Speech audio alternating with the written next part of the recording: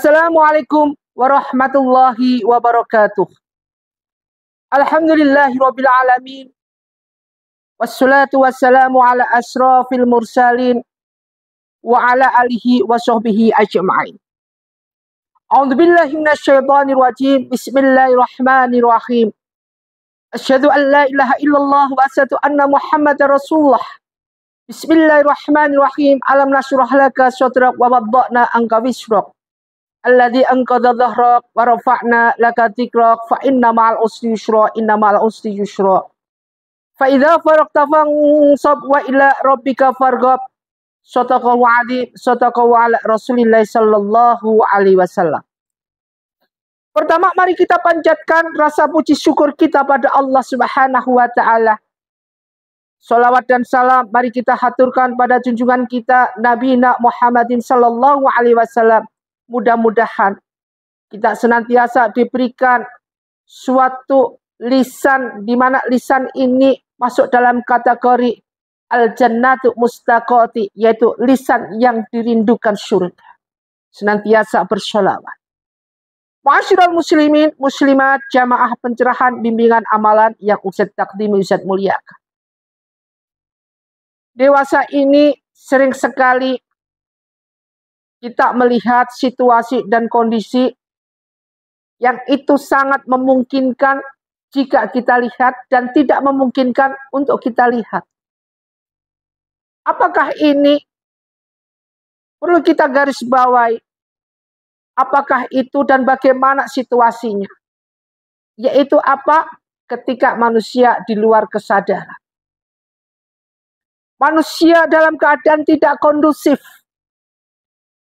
Artinya diri manusia ini dalam keadaan tidak sadar alias mabuk. Sudah dijelaskan dalam suatu hadis apa yang itu? Innallaha harama bai'al khamri. Allah mengharamkan segala minuman alkohol. Maka dari itu dengan kondisi dan trik-trik ini bagian daripada etika. Bagian daripada syariat Islam itu sendiri dengan hukum syariat itu sendiri. Setidaknya kita bisa menjauhi sedikit demi sedikit. Kalau kita masih dalam golongan hamba Allah yang beriman. Andai kata kita tidak masuk dalam golongan hamba Allah yang beriman, monggo kerso silahkan. Tapi sebagai sesama muslim saling mengingatkan, apalagi sekarang ini mendekati tahun baru.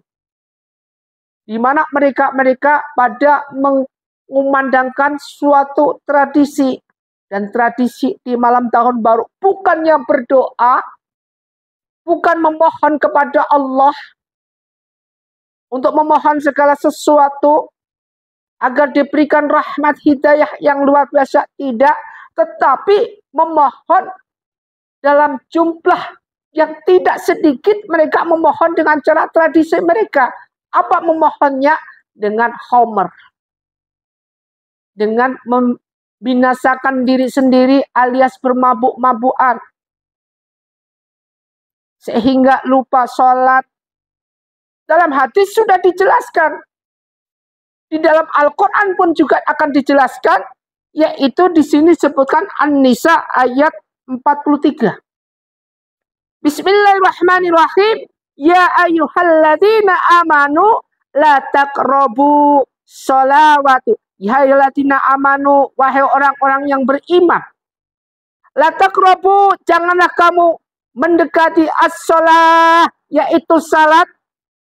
Wa antum, kamu sukara dalam keadaan mabuk. Jadi di dalam sholat, dalam keadaan mabuk pun tidak diizinkan. Apapun itu bentuknya, apapun itu alasannya, tetap syariat adalah syariat. Hatta ta'lamu, sampai kamu sadar. Jadi disebutkan di sini sukara, yaitu dalam keadaan mabuk, hatta ta'lamu, sampai kamu sadar. Setelah sadar bagaimana kondisinya, bolehkah kita sholat? Silahkan sholat. Yang jelas ada etika, ada syariat tersendiri. Bagaimana kita mendekati kepada Allah. Bagaimana kita curhat pada Allah dengan sholat kita. Inna sholata tanha 'anil fahsya'i wal munkar. Dalam keadaan sadar. Dalam keadaan suci. Dalam keadaan diri kita ini benar-benar dekat sama Allah. Matakuluna. Apa yang kamu ucapkan wala junuba. Dan jangan pula di antara kamu menghampiri masjid ketika wal junuba dalam keadaan junub alias hadas besar. Illa abiri kecuali sekedar melewati. Boleh masuk ke masjid Baitullah. Kecuali illa abiri kecuali sekedar melewati saja. Sabili jalan hatta taqtasilu sebelum kamu mandi junub. Jadi sekedar lewati jalan hatta taqtasilu sebelum kamu mandi junub.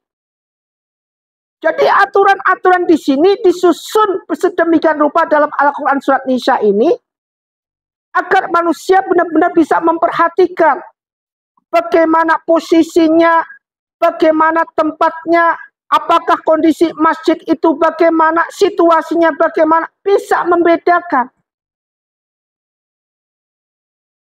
Wa in kuntum, adapun jika marudha, kamu sakit, au ala safarai, atau sedang dalam perjalanan, au jaa, atau sehabis datang, ahadu, seseorang, minkum, dari kamu, minal ghaiti, dari buang air besar, au lamastumu, atau kamu sedang menyentuh nisa'a, itu perempuan, falam tajidu, sedangkan kamu tidak mendapatkan ma'a air, maka di sini diwajibkan juga kalau nggak ada ma'a air, maka fatayamum, seharusnya bertayamum kamu, sa'idan, dengan debu, thayyiban, yang baik dan suci, famsahu, kemudian usaplah, biwujuhikum, wajahmu, wa aidikum, dan tangan dengan debu.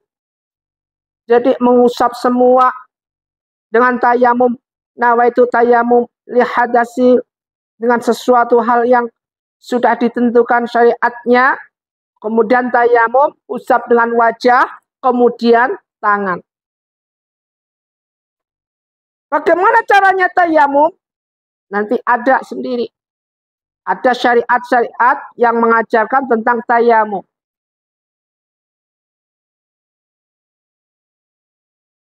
Innallaha kana ghafuran ghafur.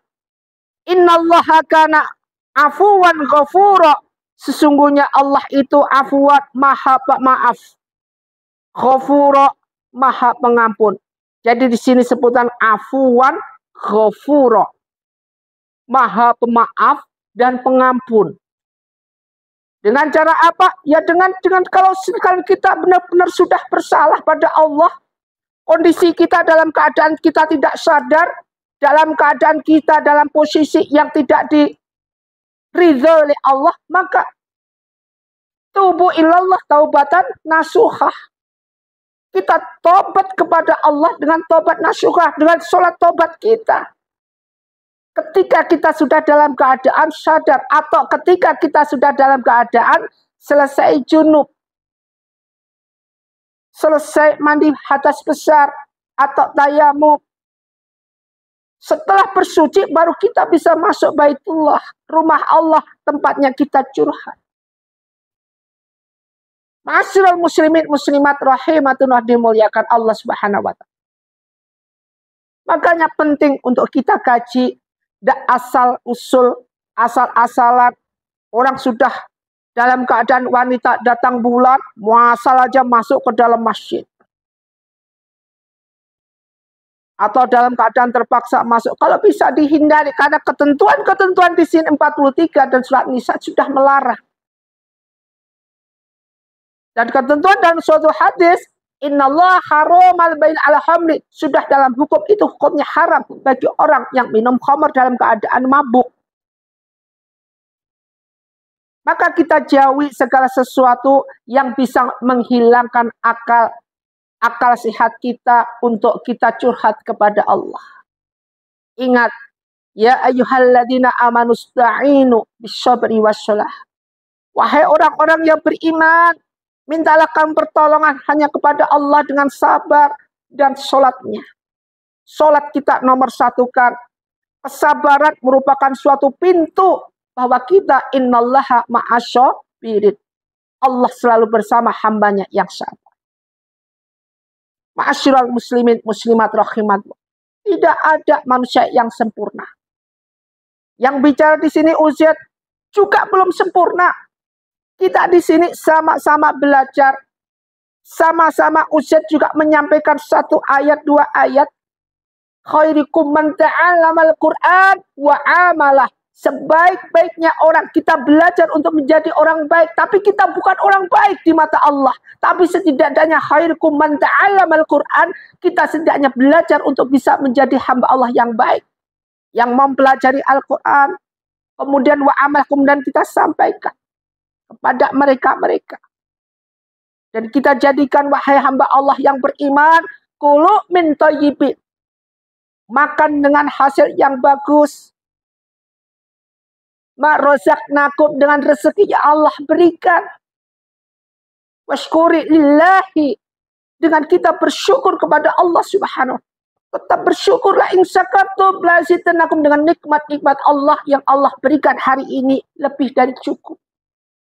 Bersyukur alhamdulillahirabbil alamin. Apa yang Allah berikan dengan kesehatan. Wa'afini wa'fu anni. Ini merupakan suatu kesehatan adalah nomor satu. Anak yang soleh adalah nikmat yang paling nomor satu. Harta paling nomor satu. Inilah yang kita harapkan. Tapi semua itu tidak akan muncul apabila yang kita cari itu dalam keadaan yang haram. Maka dari itu kita bukan berusaha untuk segala sesuatu mencari yang haram. Tidak. Setidak-tidaknya kita berusaha untuk menghindari yang haram. Dan mencari yang halal. Dengan ajaran-ajaran yang Allah berikan dengan Al-Quran ini. Tuntunan kita, panutan kita, dan hadis. Ini sudah cukup bisa membentengi kita untuk menjadi hamba Allah yang senantiasa taat dalam keadaan sujud, ikhlas, ridho di hadapan Allah Subhanahu wa Ta'ala. Dan dijadikan oleh Allah kita sebagai hamba Allah. Ya ayyuhalladzina amanu wa kunu ma'as-shodiqin. Sebagai hamba Allah yang beriman. Yang selalu berada di mana? Pada posisi mereka yang jujur. Siapa kejujuran itu? Ya kumpulin orang-orang soleh. Bagaimana mengumpuli orang soleh? Dengan kita ngaji di dalam majelis seperti ini. Ma'asyiral muslimin muslimat rahimatullah dimuliakan Allah. Mudah-mudahan satu ayat ini bermanfaat. Jadikanlah apapun bentuknya inti daripada apa yang Ustaz sampaikan. Ketika kita mabuk atau ketika kita junub, ketika kita dalam keadaan apapun, jangan mendekati sholat. Ingat ini, jangan mendekati sholat. Karena apapun bentuknya, sholat dilakukan dengan dasar bahwa kita harus berwudu dari hadas kecil dan hadas besar. Itu wajib. Semoga bermanfaat apa yang Ustaz sampaikan. Kita jadikan sebagai hamba Allah istiqomah husnul khatimah. Wassalamualaikum warahmatullahi wabarakatuh.